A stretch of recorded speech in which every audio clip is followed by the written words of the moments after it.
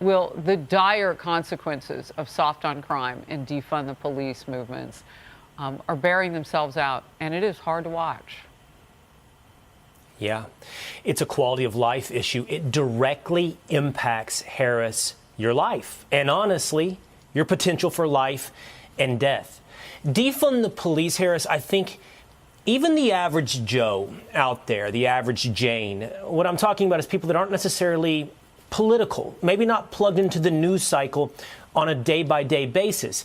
Defund the police has broken through to the average Joe or Jane, and I think the realization is this is one of the dumbest political movements of a half a century. What's up, everybody? Major Retired Richard Ojeda here, and failed ESPN sports broadcaster turned Fox propaganda clown Will Cain is at it again. Now, before we get into his utter stupidity, let me just get this one thing out of the way first. He and Fox are full of crap. No one is advocating for allowing criminals to be set free. Well, I have to take that back. Will and Fox want to make sure that the biggest criminal in the land is allowed to be set free. When you hear two people giving you opposite arguments, who do you believe? How do you discern which argument is sound?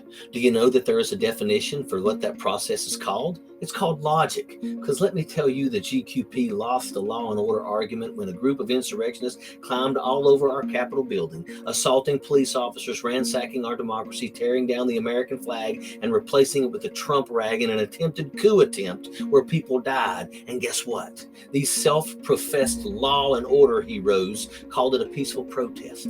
These people were indicted for sedition and treason, and by every honest measure, much, much more should have and will be done. Honestly, if you're watching a program where one of these fascist lackeys gets on and starts spinning their yarn of the left is soft on crime, get your phone and call the provider who's putting that show on and tell them to get that crap off the air. Because that's what you call fascist, anti-democracy propaganda coming out of the lying, two-timing mouths of these GQP criminals. It's truly a sick thing to see.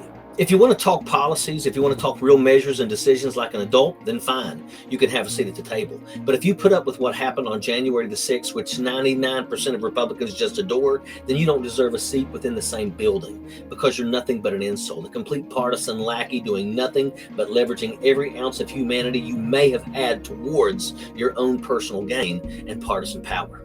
It's sick. It's completely what's sick in politics, and you are 100% to blame on that. But keep in mind, this is the right's game. They know their followers aren't utilizing even a facade of critical thinking. They can push the same narrative over and over and over again, literally forever, despite being outright proven beyond a shadow of a doubt to be a shameless, bald-faced lie. And that strategy actually works on a segment of our population, and it works on nearly every Republican voter. Now, we've always wondered why people vote Republican, why poor people vote Republican, because we know they're voting against their own interests. And now, with the events of the last few years, we have our answer.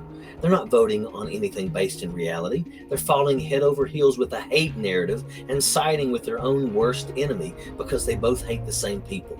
Meanwhile, they're trotted over, robbed blind, and utterly taken for a ride. But they don't care because they're slaves to their emotions and therefore slaves to the GQP. And you better wake up, folks. They had better wake up. Sappers clear the way, airborne all the way.